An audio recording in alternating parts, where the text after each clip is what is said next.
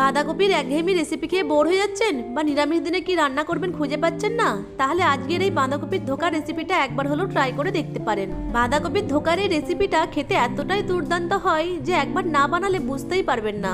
আমি বাঁধাকপির ধোকার এই রেসিপিটা নিরামিষভাবে বানিয়েছি, তবে আপনারা চাইলে পেঁয়াজ রসুন দিয়েও বানিয়ে নিতে পারেন।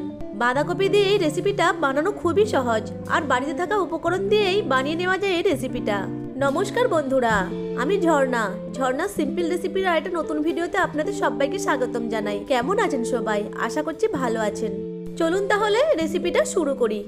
বাঁধাকপির ধোকা বানানোর জন্য আমি একটা মিডিয়াম সাইজের বাঁধাকপির অর্ধেকটা নিয়ে মিহি করে কুচিয়ে জল দিয়ে ভালো করে ধুয়ে নিয়েছি। দুটো মিডিয়াম সাইজের আলুকে এইভাবে ডুমো ডুমো করে কেটে নিয়েছি। এবার গ্যাসের ফ্লেম অন করে একটা কড়াই বসিয়ে তাতে জল নিয়ে নিয়েছি। জলের মধ্যে দিয়ে দিয়েছি 1 চামচ মতো লবণ। লবণটাকে জলের সাথে মিশিয়ে নিচ্ছি। জল গরম হয়ে গেলে গরম জলের মধ্যে কুচিয়ে রাখা বাঁধাকপিগুলো দিয়ে দেব। এরপর ঢাকা দিয়ে বাঁধাকপিটাকে 5 থেকে 7 মিনিট সময় ধরে সেদ্ধ করে নেব। ততক্ষণে আমি একটা মশলার পেস্ট তৈরি করে নেব। একটা মিক্সিং জারে 1 ইঞ্চি মতো আদা, 2টো কাঁচা লঙ্কা, একটা বড় সাইজের টমেটো আর 7 থেকে 8টা কাজু বাদাম নিয়ে গ্রাইন্ড করে একটা মিহি পেস্ট বানিয়ে নেব। মশলার পেস্টটা তৈরি হয়ে গেছে, এখন এটাকে এক সাইডে রেখে দেব। এখন একটা বেসনের মিশ্রণ বানিয়ে নেব। তার জন্য একটা বাটিতে মেজারিং কাপের 1/2 কাপ বেসন নিয়ে নিয়েছি। এবার জল দিয়ে মিশিয়ে পাতলা একটা মিশ্রণ তৈরি করে নেব। খেয়াল রাখতে হবে মিশ্রণের মধ্যে বেসনের কোনো লাম্পস যাতে না থাকে। মিশ্রণের থিকনেসটা ঠিক এরকম হবে। এখন এই বেসনের মিশ্রণটাকে এক সাইডে সরিয়ে রেখে দেব। এইদিকে 7 মিনিট মতো হয়ে গেছে আর বাঁধাকপিটাও সেদ্ধ হয়ে গেছে। এখন বাঁধাকপিটাকে একটা ছান্তার সাহায্যে জলটা ছেঁকে নিয়ে একটা বোলে নিয়ে নিচ্ছি। সেদ্ধ বাঁধাকপিটাকে উঠিয়ে নেওয়ার পর বাঁধাকপিটাকে ঠান্ডা করে নিতে হবে। তারপর হাত দিয়ে চেপে চেপে বাঁধাকপি থেকে এক্সট্রা জলটা বার করে নিতে হবে। এরপর একটা প্যানে সরষের তেল দিয়ে তেলটাকে গরম করে নেব। তেল গরম হয়ে গেলে গরম তেলের মধ্যে দিয়ে দেবো 1 পিঞ্চ হিং আর দিয়ে দেবো 1/2 চামচ মতো গোটা জিরে, 1/2 ইঞ্চি মতো মিহি করে কুচানো আদা আর 2টো কাঁচা লঙ্কা কুচি। এরপর নেড়েচেড়ে 20 থেকে 30 সেকেন্ড সময় ধরে ভেজে নেব। এরপর এর মধ্যে দিয়ে দেবো সেদ্ধ করে রাখা বাঁধাকপি। এইখানে আপনারা চাইলে এই সেদ্ধ বাঁধাকপিটাকে পেস্ট করেও সেম প্রসেসে ধোকাগুলো তৈরি করে নিতে পারেন, তবে আমি এখানে এই সেদ্ধ বাঁধাকপিটাকে ভেজেই ধোকাটা তৈরি করব। এতে করে ধোকার মধ্যে বাঁধাকপির এই দানাগুলো মুখে লাগবে আর খেতেও ভালো লাগবে। এখন বাঁধাকপিটাকে নেড়েচেড়ে একটু ভেজে নিচ্ছি। এখন এর মধ্যে দিয়ে দেবো স্বাদ মতো লবণ। যেহেতু বাঁধাকপিটাকে সেদ্ধ করার সময় লবণ দেওয়া ছিল, তাই লবণটা অবশ্যই চেক করে দেবেন। দিয়ে দেবো ছোট চামচের 1 চামচ জিরে গুঁড়ো, 1 চামচ ধনে গুঁড়ো, 1 চামচ হলুদ গুঁড়ো আর দিয়ে দেবো গরম মশলা গুঁড়ো। নেড়েচেড়ে সবকিছু উপকরণকে ভালো করে মিশিয়ে নেব।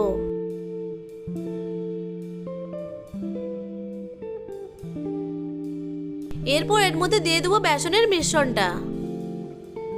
নেড়েচেড়ে সবকিছুকে ভালো করে মিশিয়ে নেব।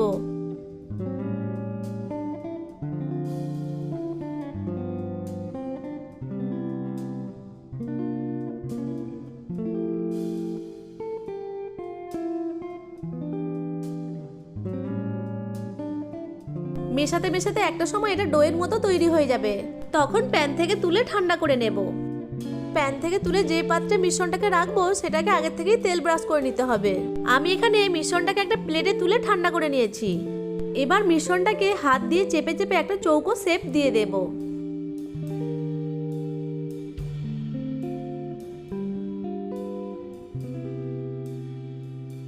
মিশ্রণটাকে একটা চৌকো শেপ দিয়ে দিয়েছি।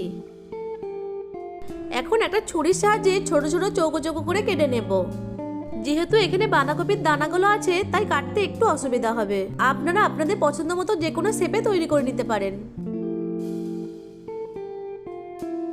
কাটার পর ধোকাগুলো স্মুথ না হলে একটু চেপে চেপে স্মুথ করে নিতে হবে।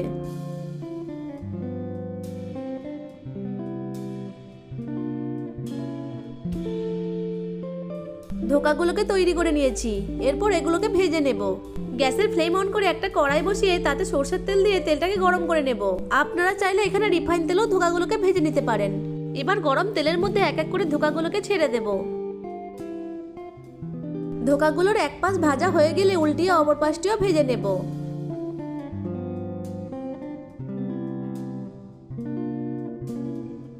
দুই পাশ ভাজা হয়ে গেলে তেল ঝরিয়ে তুলে নেব।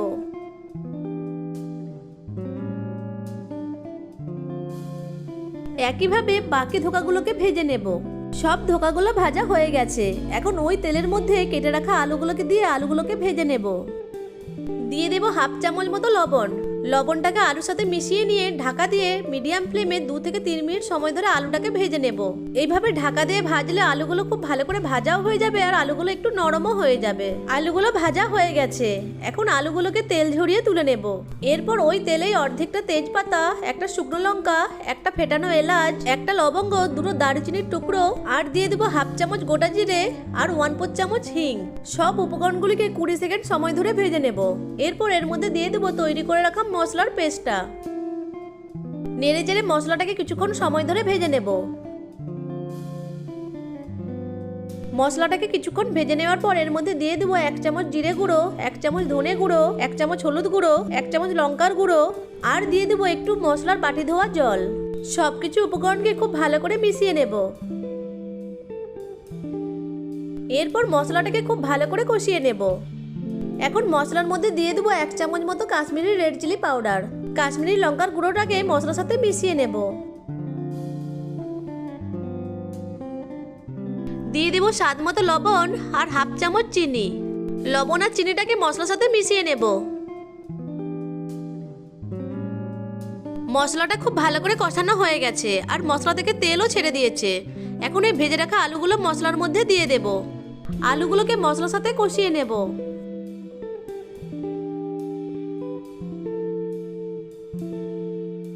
এরপর এর মধ্যে পরিমাণ মতো গরম জল দিয়ে মশলার সাথে ভালো করে মিশিয়ে নেব।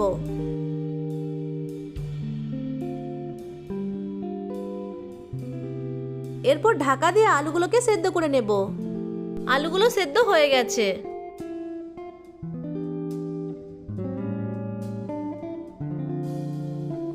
এবার এর মধ্যে দিয়ে দেবো কিছু গোলমরিচের গুঁড়ো আর দিয়ে দেবো হাফ চামচ মতো গরম মশলা গুঁড়ো। গোলমরিচের গুঁড়ো আর গরম মশলা গুঁড়োকে গ্রেভির সাথে ভালো করে মিশিয়ে নেব। গ্রেভিটা একটু কম লাগছিল, তাই আমি এখানে অল্প গরম জল যোগ করে দিয়েছি।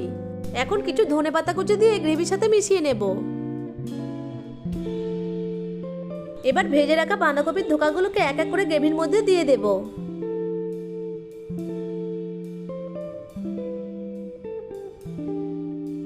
ধোকাগুলোকে গ্রেভির সাথে একটু মিশিয়ে নেব। ঢাকা দিয়ে 1 মিনিট মতো রান্না করে নেব। 1 মিনিট রান্না করে নিয়েছি। ধোকাগুলোকে খুব বেশিক্ষণ ধরে রান্না করলে ধোকাগুলো নরম হয়ে ভেঙে যেতে পারে। এখন ধোকাটাকে আস্তে করে একটু নেড়ে নেব। সবশেষে এর মধ্যে হাফ চামচ ঘি দিয়ে মিশিয়ে নিয়ে গ্যাসের ফ্লেমটা অফ করে দেব। বাঁধাকপির ধোকার তরকারিটা একদম তৈরি হয়ে গেছে। এখন গ্যাসের ফ্লেম অফ করে ঢাকা দিয়ে 1 থেকে 2 মিনিট মতো স্ট্যান্ডিং টাইমে রেখে দেব। 2 মিনিট পর ধোকাটাকে একটা বলে সার্ভ করে দিচ্ছি। বাড়িতে একবার হলেও বাঁধাকপি দিয়ে এইভাবে একবার ধোকা বানিয়ে দেখবেন। আমি গ্যারান্টি দিচ্ছি 1 থালা ভাত এই ধোকা দিয়েই খাওয়া হয়ে যাবে। আশা করছি আজকের রেসিপিটা আপনাদের কাছে ভালো লেগেছে। ভালো লেগে থাকলে আমার ভিডিওটিকে লাইক, কমেন্ট, শেয়ার আর চ্যানেলটিকে সাবস্ক্রাইব করে পাশে থাকা বেল আইকনটিকে অন করে রাখবেন আমার পরবর্তী ভিডিওর নোটিফিকেশন সবার আগে পাওয়ার জন্য। একটা ধোকা আমি কেটে দেখাচ্ছি।